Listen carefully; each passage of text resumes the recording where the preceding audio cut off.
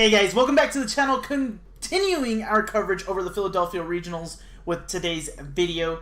Dalton, Didelot, I apologize if I butchered your last name, piloted the Ultra Necrozma Malamar deck with an impressive performance, getting 28 match points, where I believe 32 points was what he needed to get top 32. Regardless, performing really well at the first standard regional of the season. Finished off 35th overall.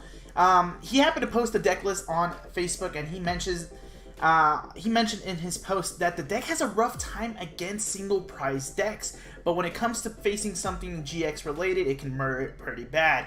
So congratulations to Dalton for performing so well, getting those CP points needed for, of course, the next World Championship. And without further ado, let's get straight into the deck profile. So starting off, we are taking a look at Ultra Necrozma GX. He does play 3 copies, 190 HP. It is a Dragon type, Photon Geyser for 1 Psychic, 1 Metal, 20 plus. Discard all basic Psychic energy from this Pokemon. This attack does 80 more damage for each card you discarded this way. Sky Scorching Light GX, same cost as the prior attack, Psychic Metal. You can use this attack only if the total of both players' remaining prize cards is 6 or less. Put 6 damage counters on each of your opponent's Pokemon. You can only use 1 GX attack in the game. Week 2 Fairy types, which not really running around right now. There's a little hype surrounding Gardevoir and potentially Sylveon, but to be honest, not really running around at the moment, so pretty much carefree about the weakness that Ultra Necrozma carries. It has a 2 retreat cost. You may be thinking, and you guys, you know, this card and the deck archetype has been out for a while. You guys may be wondering, how do you replenish energies and stuff like that. Of course, we have support cards, and then how do you retreat? We have support cards for those same reasons. The deck functions really well. 2 copies of Dawnwing's Necrozma GX, 180 HP Psychic type. Invasion is the ability once during your turn. You may, if this Pokemon is your bench Pokemon, one of your bench Pokemon, you may switch it with your active Pokemon. Then we have Dark Flash as an attack, 120 base damage. This attack's damage isn't affected by resistance. And then Moon's Eclipse GX, pretty much one of the moves that I prefer using for the GX attack. You can't use attack only if you have more prize cards remaining. Basically, if your opponent is winning the game, that's when you can use this attack. Prevent all effects of attacks, including damage done to this Pokemon during your opponent's next turn. And it does 180 damage. If you have something like a Choice Band, it does 210. Pretty much hitting all the right numbers if you're targeting, Stage 1 GXs, or if targeting basic GXs and stuff like that.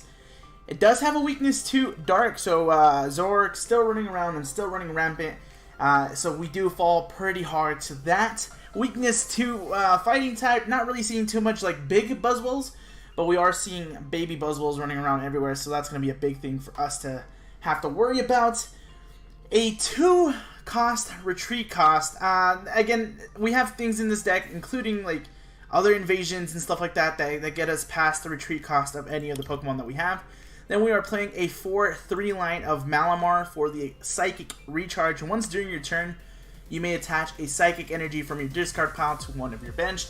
Not only is Ultra Necrozma's attack where you have to discard energy one of the ways you get energy into the discard pile, but there is other ways in the deck like Acrobike and such. To finish off our Pokemon line, we are playing Tapu Lele GX, 170 HP, Psychic type, Wonder Tag ability. When you play this Pokemon from your hand onto your bench, search your deck for a supporter, put it into your hand. Energy Drive, you can actually attack with Tapu Lele 20 times for a double colorless. This attack does 20 damage times the amount of energy attached to both active Pokemon. This damage isn't affected by weakness or resistance. Tapu Cure GX is another option we can go with using our GX attack in the game. Heal all damage from 2 of your benched Pokemon. This can be pretty handy so that we don't have to play something along the lines of like Max Potion in this deck. I mean, to be honest, most of the stuff is going to be getting one shot depending on what we are facing. But we do kind of hold big HP requirements, like Ultra Necrozma is 190, so you have to go up and above to try to knock it out in one hit, but it is very, very possible. So Tapu Cure, I don't see it being used too well, and Dawn Wings Necrozma's GX attack, Moon's Eclipse, is probably the preferred one to be using. Then for a supporter count, we are playing 4 Cynthia. Shuffle your hand into your deck, then draw 6 cards. Guzma, we play 3 copies, switch one of your opponent's bench Pokemon with their active, and then you do the same on your side of the board. 3 copies of Lily, draw cards until you have 6 cards in your hand, and if it's your first turn, draw cards until you have 8 cards in your hand. Then we are playing 2 copies of Copycat, shuffle your hand into your deck, then draw a card for each card in your opponent's hand.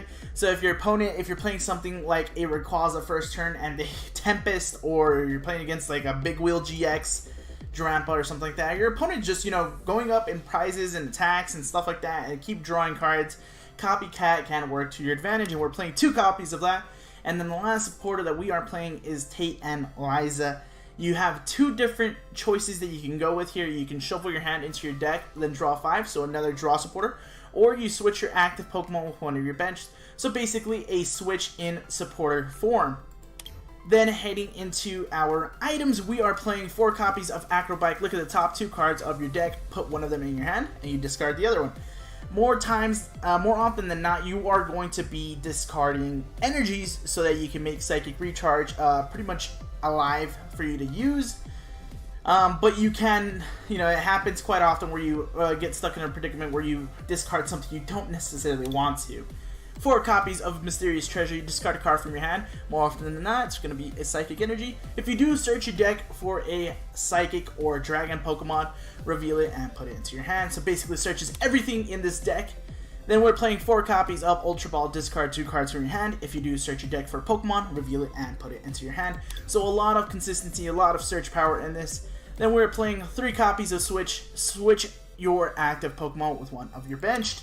So something like if we get Malamar stuck in the active and we want to move that without physically attaching, Switch is there to help us out. 1 copy of Rescue Stretcher, put a Pokemon from your discard pile into your hand, or shuffle 3 Pokemon from your discard pile into your deck. So you have one option between the 2 that you can use and take advantage of. So it usually depends on the situation that you're in while you're playing the game.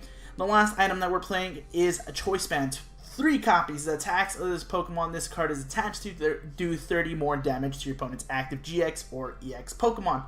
So like I was explaining a little bit earlier with Moon Eclipse's GX, it does 180. That's enough to knock out something like a Tapu Lele.